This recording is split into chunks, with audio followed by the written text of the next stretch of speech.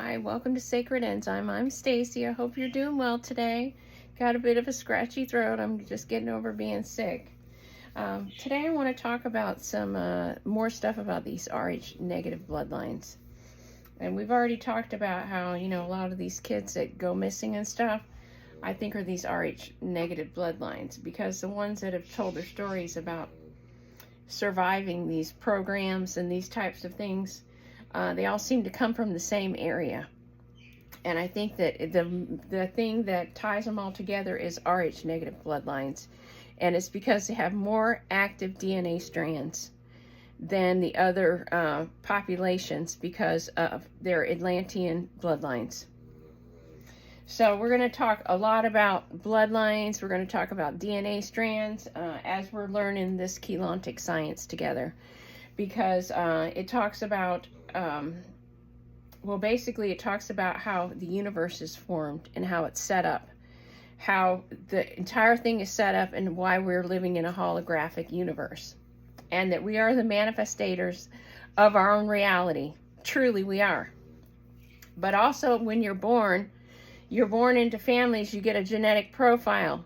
Okay, we have a lot of switched off DNA strands because there's been a lot of manipulation from the morphinogenic field down to the food we eat, down to mixing races. And I'm not talking about human races. I'm talking about other types of races, manipulating human races and changing our DNA patterns, because it's all been a process of people devolving from the higher realms. Our souls have devolved in order to be here on this three-dimensional reality and gain information and experience life in order to ascend back and plug it back into source.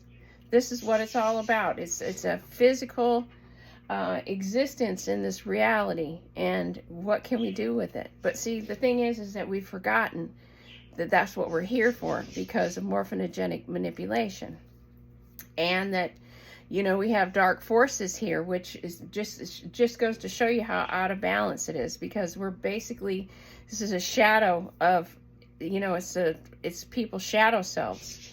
This is basically like the yin and the yang, all of this stuff. Anything that's evil is not really considered evil. It's considered extreme shadow of its higher self. So, that makes sense.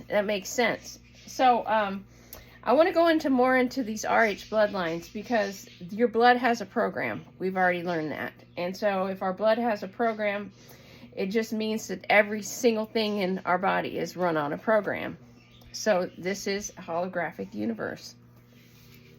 All right, so this is talking about bloodlines, Jewish bloodlines that have Rh negative, because when I first found out that there was a problem with my blood, I had my first back surgery in 2004. And when I had that surgery, they gave me some kind of anesthetic that paralyzed me. I felt like some of these people are describing, when they go to a Diddy party, that they're they can't move, they have no control over themselves. This is literally how it was. I was completely comatose on the outside and wide awake on the inside, and I'm screaming to get out. I couldn't move or anything, and it was like that for a long time. So they told me that I probably was Ashkenazi Jew, that it probably ran in my bloodline, because these people have the most trouble with some of these anesthetics. And so I was like, oh, well, that's interesting. And so anyway, never really thought much about it. I just made sure that I never got that anesthetic again, or those types of anesthetics. It's ibuprofen inhibition is what it's called. So anyway, it runs in family lines. I got it from my dad.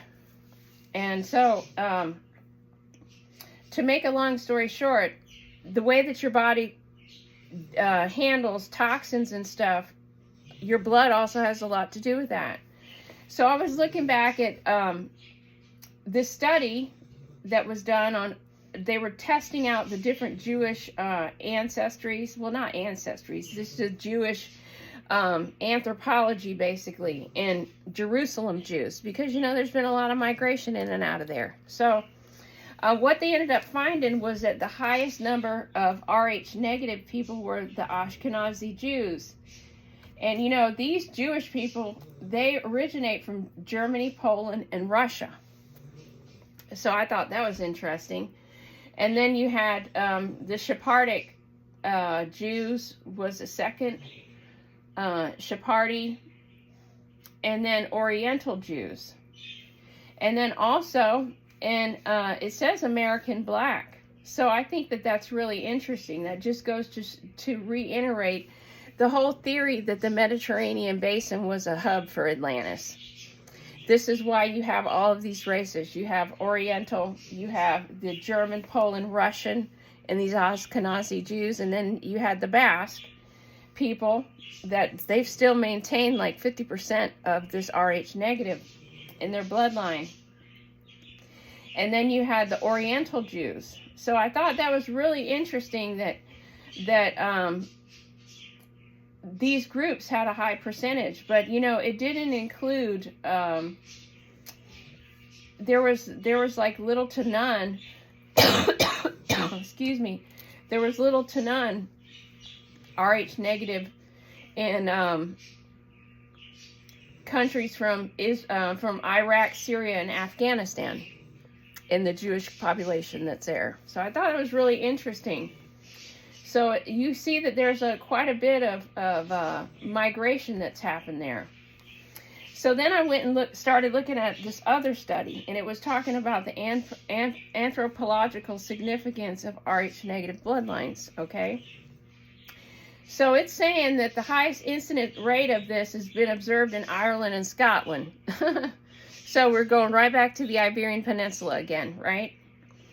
It says that there is a PKU in Norway, but it differs slightly. And the reason it says that that the ones in Norway were descended from a completely assimilated subpopulation of Celtic origin, who came or were brought here 1,000 years ago.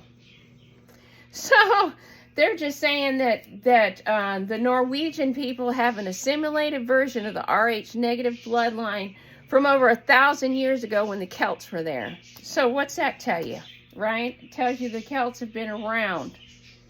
And I think it honestly originates back to the Celtic people. So let me read this last article that I came across. And this is talking about pre-Christian era inhabitants of Ireland and Scotland. Okay, it's talking about when these Judeo-Christian Benedictine monks got to Ireland in 750 AD, that they found that there was a vibrant civilization already there. Vibrant is what it says. It says, which in some ways was far superior to which they were familiar with on the European continent. Although the monks recognized that this civilization had many characteristics in common with Egypt and Libya, okay, Berbers, Moorish, you know what I mean? All these people were one group, and it had nothing to do with skin color, nothing at all. See, this is just what they want us to believe. It does. It has zero. These people were all Atlantean survivors, and they settled all around the Mediterranean basin, because they had Atlantis fell into the ocean, and then you had people that were living in South America that were part of Atlantis. They survived. And then you had Florida, that whole coastline there.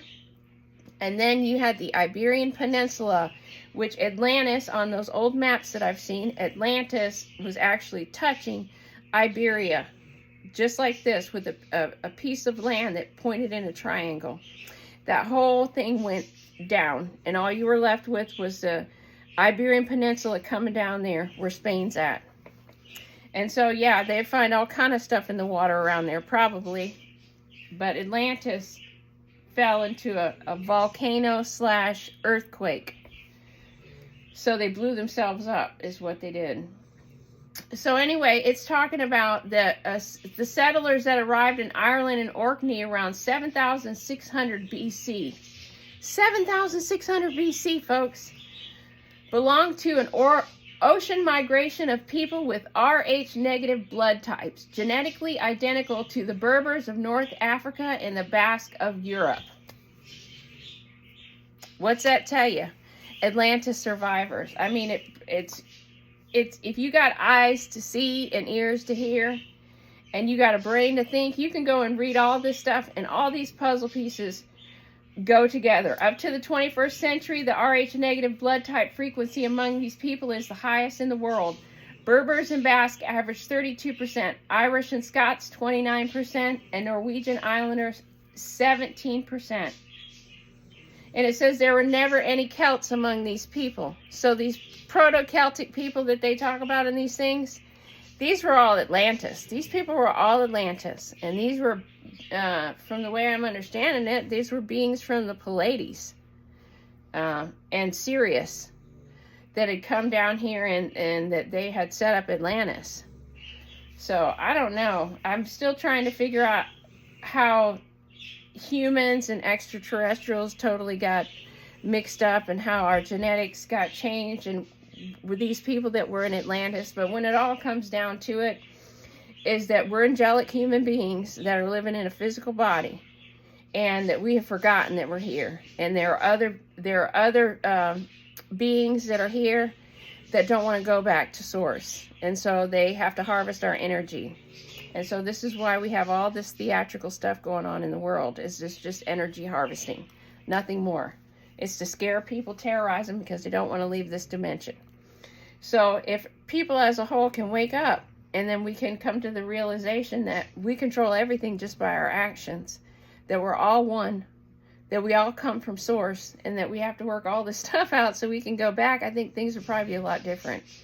And I honestly believe that that's how we're gonna go. I mean, you know, we've all been bad things and we've all been good things. So it's our turn to wake up now in this lifetime and say, okay, this is what we're doing. So, you know, everybody has to be on their purpose. So it's been 12 minutes, and I just wanted to share a little bit of that because I thought it was super interesting. I'm pretty convinced that the Rh negative bloodline is Atlantis. You know, I've tracing my own family line. I'm pretty sure. So I'd like to hear what you think, and I hope everybody's been doing well and nobody's got this nasty cold that's going around. So when you come and find me, I'll be here because we're living in the past, present, and the future all at the same time. So get outside today and get some sun, and set your intentions for today and say, this is going to be a beautiful day today, a productive day. And give thanks to our Universal Father and the Divine Mother Earth. So have a great day, and I'll catch you on the next one. Thanks for watching Sacred Enzyme. Bye-bye.